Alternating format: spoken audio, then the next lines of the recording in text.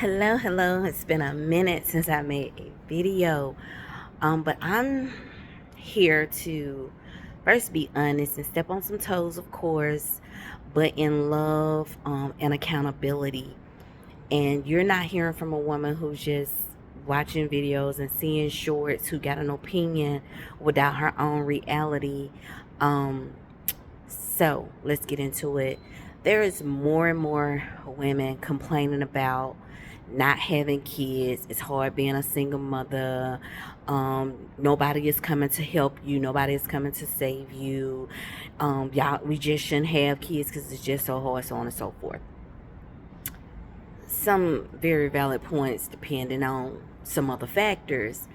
But what we continuously get away from is the amount of us who are allowing ourselves to lay up with men and have unprotected sex who have not did anything for us outside of a good time. Not even they don't even take care of you. Like they don't even help you financially. They don't even have as my grandma would say, a pot to piss in and a window to throw it out of. But you lay up with them and have unprotected sex. You know, these men also a lot of times have other kids with other women already. And he haven't been there. He haven't married her. He don't have help with his kids if he help at all. And it's just like we saying, oh, it's hard out here being single with kids or don't have children. No, let's talk about, let's just stop having sex outside of marriage. And I am a divorced woman who had kids, 3 kids within a marriage. So I'm not saying because you're married that you'll never end up a single woman with kids again. That would be stupid. But the reality is we continuously make choices that are not in the best interest of ourselves or our children. And then we like, woe is me, like this hit you out of the blue. Did you evaluate the situation at all? And because I work in the medical field, I see a lot of single women having babies with not the dad here, sometimes by themselves, sometimes with mom and them and cousin them and sister them, but no husband, no baby daddy. And so we have to first address the real issue here, and that is we continuously allow ourselves to get laid up on. He making a baby over here, he's making a baby over there, and we continuously do it because the system shows up. And then when the system try to regulate what they will and won't do for us because it's so out of control that we continuously having kids like we got the money to take care of them, everybody got an attitude. But ain't nobody obligated to help you with your children. Thank God there are certain programs and stuff in place to help us, because at one time I had to be on food stamps, at one time I had to have WIC, at one time I had to go and get Medicaid. So thank God for those programs. But we continue to use those programs like they are supposed to be our baby daddies to our children. It's just financial support that at any point can be changed.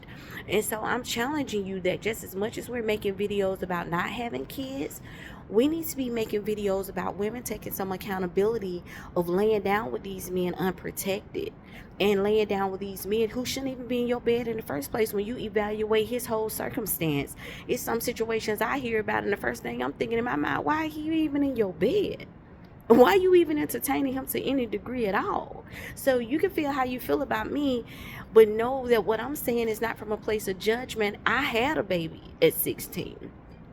Okay, and the dad, he was a good father. He's still a great father to this day with her and his other children. An awesome father, and I'll never take that away from him.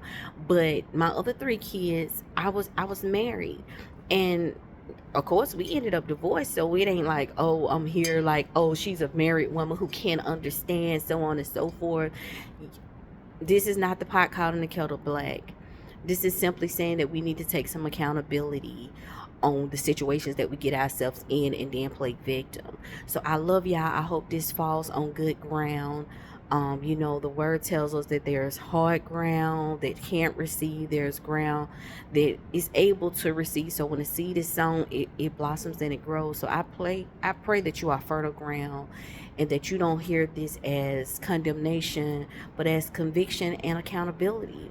So I love y'all, and I'm praying that we take greater steps, because we have daughters that's coming up who's making the same decisions that we made, and being reckless with our bodies and bringing children into the world without evaluating all the circumstances. So let's just talk about the root of the problem. That's what we need to do. We like to talk about the consequences and the after effect, but nobody want to talk about the root, because oftentimes the root start with self-reflection and self-accountability. But I just had to get it off my chest, because it's more and more and more videos popping up about single women, single mom fatigue, and all of this stuff. And I'm like, I almost bet you if we interview majority of those women, we'll find out that at some point they shouldn't have even been having sex or laying down with the person. And like I say, divorces are unfortunate, and even sometimes in those situations, we knew we shouldn't have married those people. We knew that that should have been a one and done or whatever, and we just continuously choose bad, for a lack of a better word.